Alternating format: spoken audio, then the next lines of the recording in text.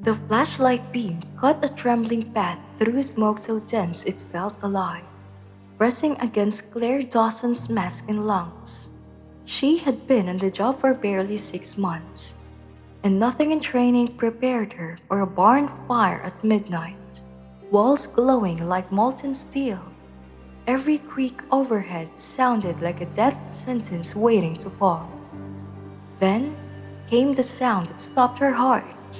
A bark, ragged, desperate, still clinging to life. "Buddy," he shouted, the name cracking through her radio. Somewhere outside, Captain Reyes' voice thundered, "Dawson, out now!" But Claire couldn't turn back. She wasn't a seasoned veteran with ice in her veins. She was a rookie who still believed this work was about saving lives, even the four-legged kind. Through the smoke, her light caught him, a golden retriever pinned beneath a blackened beam, eyes wide with both terror and trust. The floor groaned under her boots. Above, sparks rained like burning snow.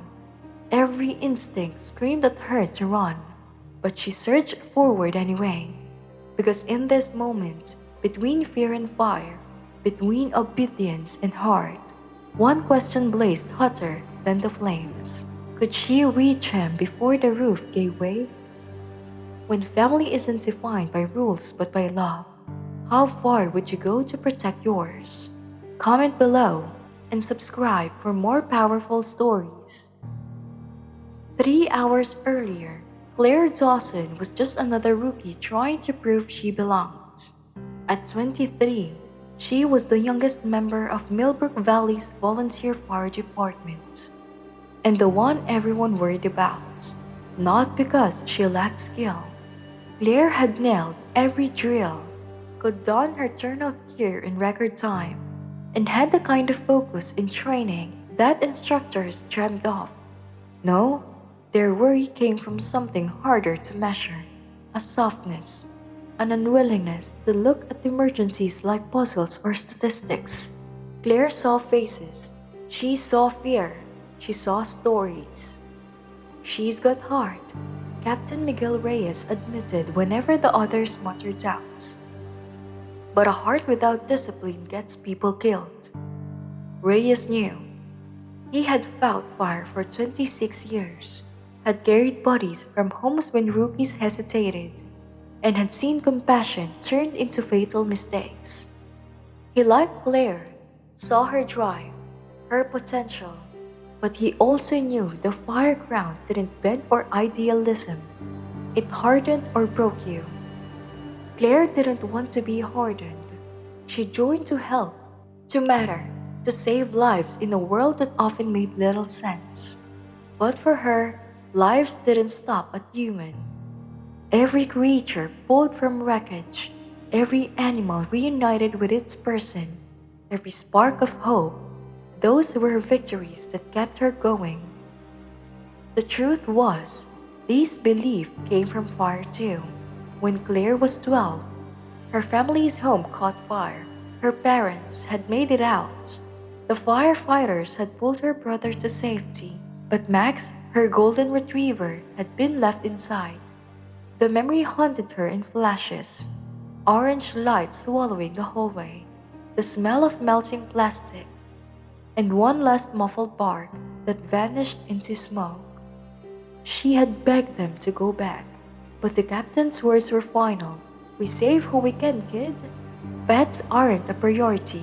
Max's empty collar had felt heavier than any loss she'd known. That night, Claire swore that if she ever stood on the other side of a fire line, no animal would be abandoned if she had breath left in her. It was why she'd moved to Millbrook Valley, a small town where volunteer firefighters doubled as community lifelines. And it was why she'd noticed Maggie Rodriguez almost immediately.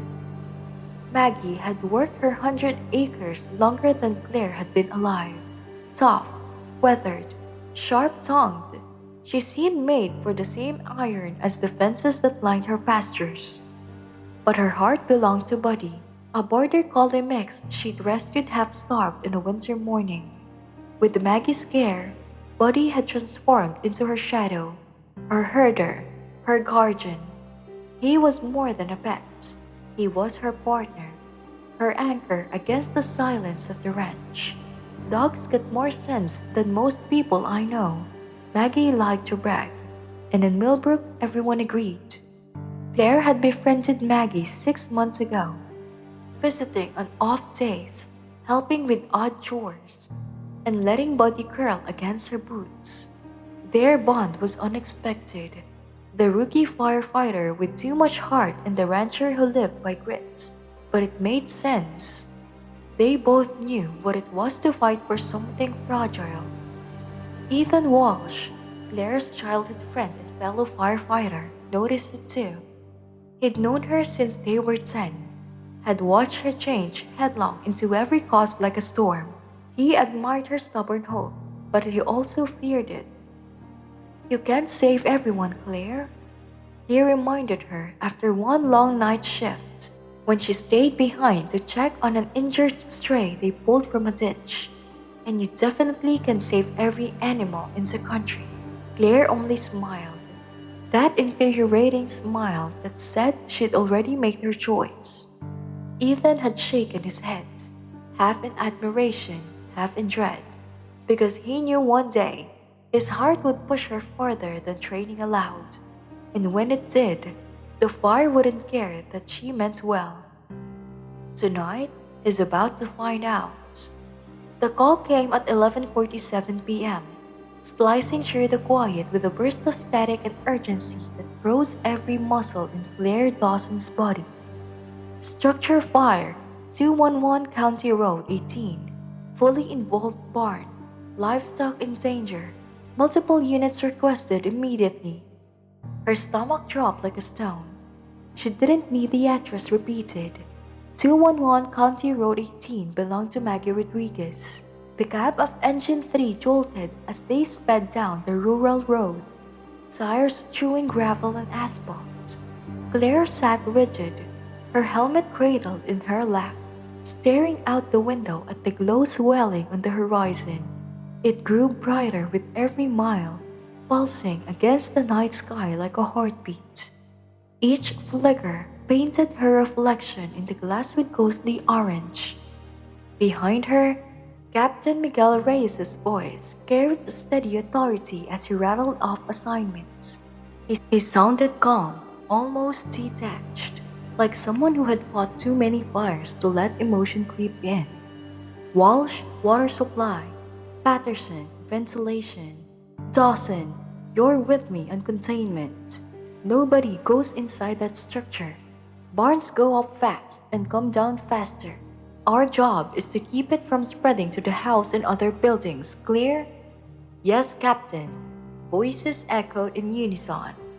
Claire's own yes came automatically, but her mind wasn't on containment. It was with Maggie, with Buddy, with the memory of Max, her childhood dog, lost to the fire because firefighters had drawn a hard line. Pets weren't a priority. Rules were rules. She gripped her helmet tighter until her knuckles whitened. The drive took 12 minutes, but it stretched into something endless. By the time they pulled into Maggie's gravel driveway, Claire already knew what she would see, and yet the sight still stole her breath. The barn was an inferno. Flames glowed 30 feet high, curling into the sky in searing orange sheets. Sparks rode the wind like malicious fireflies, floating across the pastures towards the dry grass. The air itself shimmered, warped by the heat so intense it pressed against their skin even from 100 yards away. The sound was worse. Fire didn't just crackle, it roared, devoured, screamed like a beast in chains. Wood groaned and snapped, beams collapsing inside with a dull crash of thunder. It was the kind of fire that told you, without words, "I will not be eaten." But amid the chaos, another sound cut through.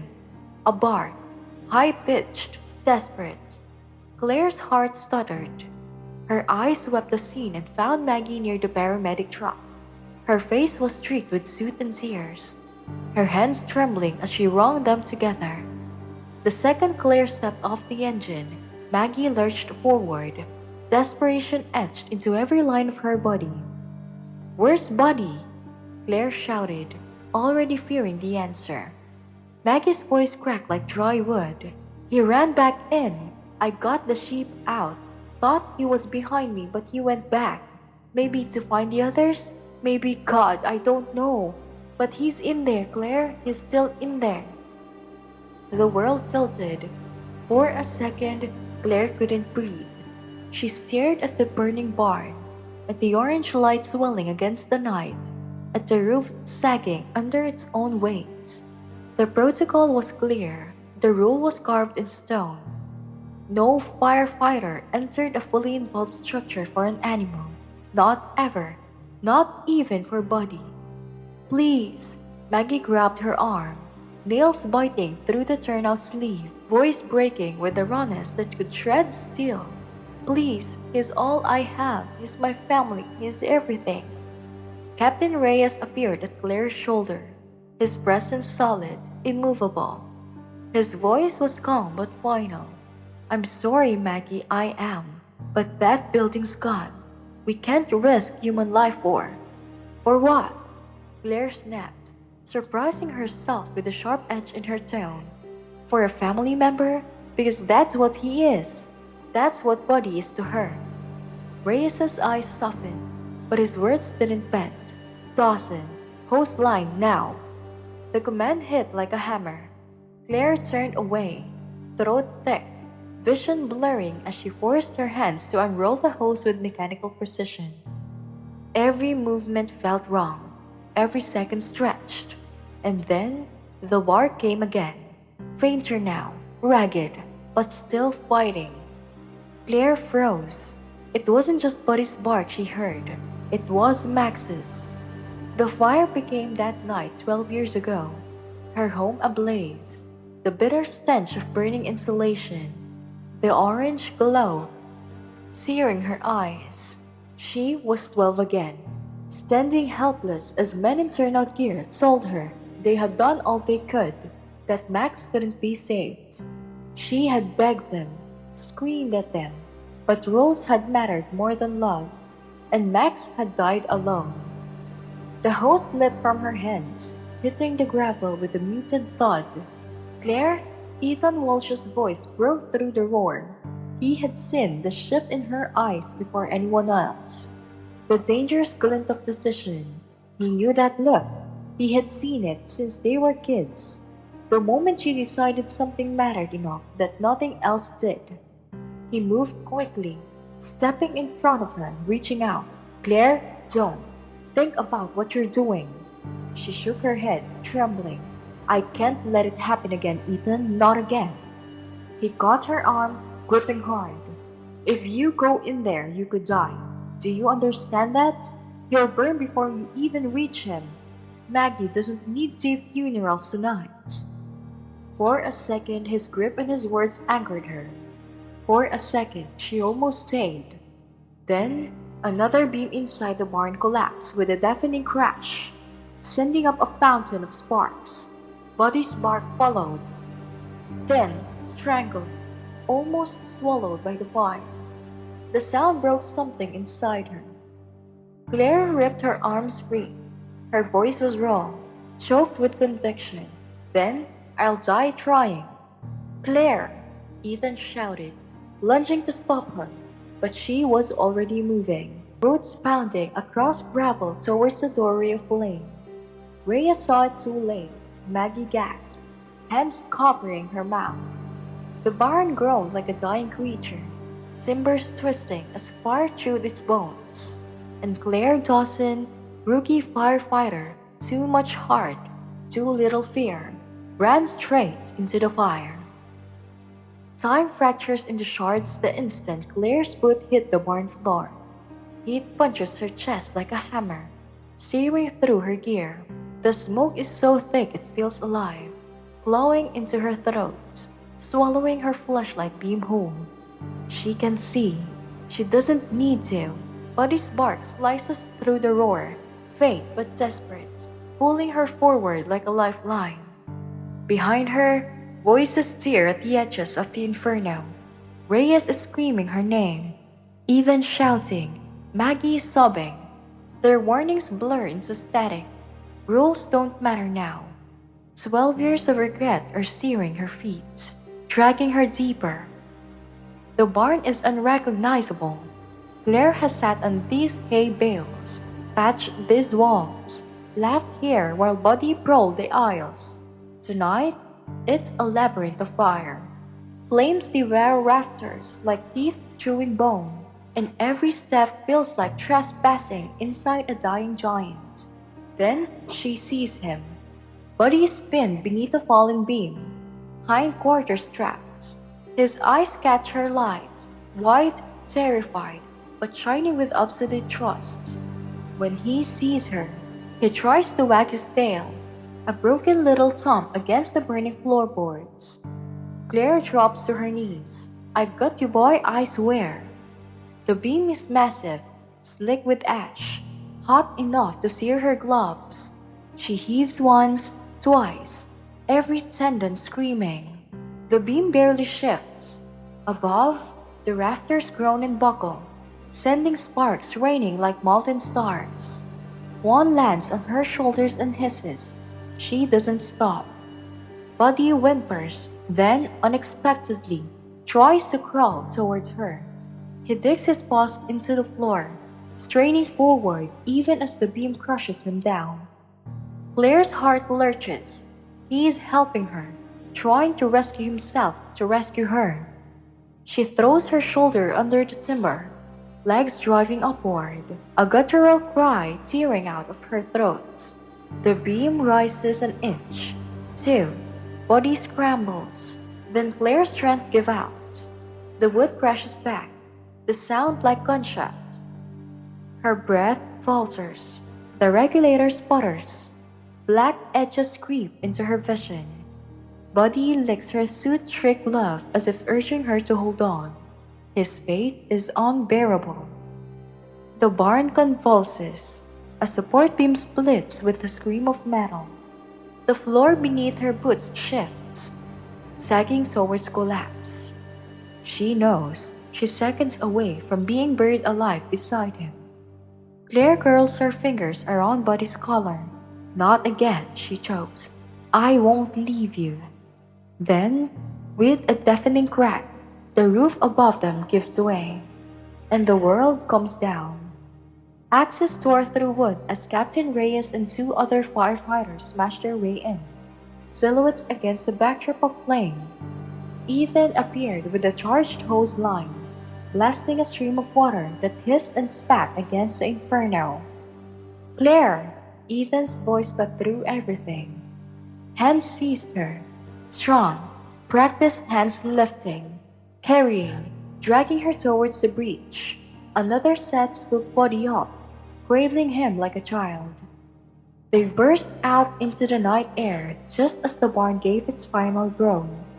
The roof collapsed inward with a sound like thunder, a storm of sparks spiraling 50 feet into the sky.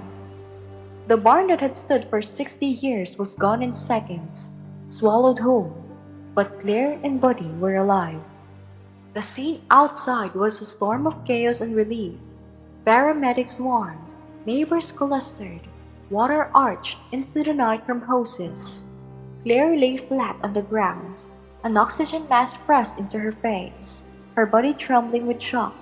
And beside her, Buddy was stretched out on a blanket, also receiving oxygen, his paws bandaged, his fur singed, but his eyes never leaving hers. Maggie broke through the crowd, her tough exterior crumbling. She dropped to her knees, clutching Buddy, sobbing with gratitude. She pressed one hand to Claire's, repeating "thank you" over and over, words too small for the depth of her relief. Captain Reyes stood over them, arms folded. His face was unreadable, carved from stone. Finally, when the paramedic lifted Claire's mask, he spoke. "That," he said, voice low and even, That was the most reckless, irresponsible thing I've ever seen a firefighter do. Claire nodded faintly. She didn't argue. He was right. But Reyes continued after a long beat. It was also the most courageous. His eyes flicked from her to Buddy. Don't ever do it again, but I'm proud to serve with someone who would. The words landed heavier than any reprimand. Ethan crouched beside her, torn between hugging her and holding back. He settled for sitting close. You scared me to death, he murmured. I scared myself, Claire admitted, her voice hoarse. They sat together in silence as the barn burned down to its foundation. Around them, the town buzzed with activity. Neighbors offering blankets, firefighters overhauling the smoldering wreck. But in that small circle of stillness, it was just Claire, Ethan, Buddy, in the rising dawn. Buddy shifted closer, resting his head on her trembling leg. She stroked his cinched fur, her chest still hitching with uneven breaths. The vet confirmed he'd survived. Burns on his balls, smoke in his lungs, but nothing beyond healing. Ethan broke the quiet. Why did you do it? Claire thought of Maggie's desperate eyes, of Max's absence, of the way Buddy had trusted her without hesitation. She thought of the kind of firefighter she wanted to be, the kind of human she refused to stop trying to become. Because someone had to, she whispered. Because he mattered. Because love isn't safe or smart or practical, but it's always worth fighting for. Ethan nodded, eyes glinting. He didn't say anything else. He didn't need to. Behind them, the barn smoldered, collapsing into ash. But in front of them, in the bond between a rookie firefighter, a family, and a dog who refused to give up, something unburnable had survived. Dawn breaks over Millbrook Valley like a fragile promise, painting the hills in pink and gold that feel too soft after the violence of the night. Smoke still lingers in the air, clinging to the charred remains of the barn. What once stood tall for 60 years is now blackened skeleton, beams jutting upward like broken ribs. And yet, against all odds, life carries on. The sheep graze in the far pasture, unbothered, as if to remind everyone that survival comes in many forms. Claire sits on Maggie's porch steps, hands wrapped around a chipped mug of coffee she hasn't touched. Her eyes keep drifting to the dog at her feet. Buddy sleeps in a warm patch of sunlight, his paws bandaged, chest rising and falling in a steady rhythm. Every so often, his legs twitch like he's running in dreams. For a moment, Claire can't help but fear he's relieving the fire. The thought squeezes her chest tighter than the smoke ever did. Maggie lowers herself into the rocking chair beside her, moving with the careful grace of someone who's lived through enough nights like this. She watches Buddy for a long moment before speaking. He saved you as much as you saved him, she says, her voice quiet but steady. Claire blinks, surprised. What do you mean? You've been carrying something heavy for years, Maggie replies, eyes still fixed on the dog. The weight of what you couldn't fix, what you couldn't save. But last night you did. You found strength when it counted. Maybe now you can lay some of that burden down. The words land deeper than Claire expects, stirring something raw in her chest. She doesn't answer, not because she disagrees, but because silence feels truer. The creak of boots on the porch breaks the moment. Captain Reyes appears, lines of exhaustion cut deep into his face. He sits heavily on the porch rail, looking out at the ruined barn. You look like hell, Dawson, he says. Feel like it too, Claire answers. He nods once, then takes a breath. What you did in there was reckless. You disobeyed a direct order. You risked your life and nearly forced us to risk ours. Claire braces, ready for the lecture she knows she deserves. But Reyes continues, his voice softer. It was also the bravest damn thing I've ever seen. You reminded me last night why we do this. Not for the rules, not for the paperwork, for the lives that matter, even when they're not human ones. He pauses, then looks her dead in the eye. I'm recommending you for commendation, and if you ever pull a stunt like that again, I'll wring your neck myself. For the first time since the fire, Claire laughs, shaky but real. Fair enough. Reyes pushes off the railing and heads back toward his truck, leaving Claire and Maggie in stunned quiet. A few hours later, Ethan arrives with grocery bags in his arms and dark circles under his eyes. He doesn't knock, just sets the bags down and lowers himself onto the step beside Claire. The quiet weight of his presence steadies her more than the coffee ever could. You scared me half to death last night, he says. I scared myself, Claire admits. They sit in silence, listening to the crackle of embers where barn once stood. Finally, Ethan speaks again, his voice low but certain. I'll never forget it. The way you ran towards the fire instead of away. The way you chose love over safety. It was the most terrifying, most beautiful thing I've ever seen. Claire turns to him, the weight of years of friendship in her gaze. I'd do it again, she whispers. I know, he replies, his voice low.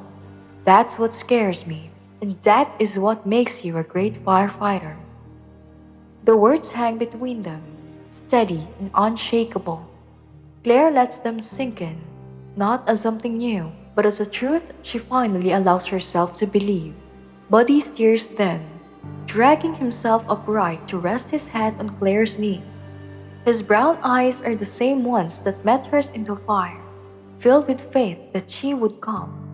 His tail thumps once again at the porch, soft but sure.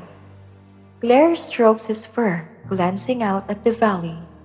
Neighbors are already beginning to arrive, drawn by Smoke and Judy, carrying tools and lumber, ready to help rebuild. The barn will rise again, life will continue, altered but not broken. And in that moment, Claire understands. Some stories don't end in ruins, they begin in ashes.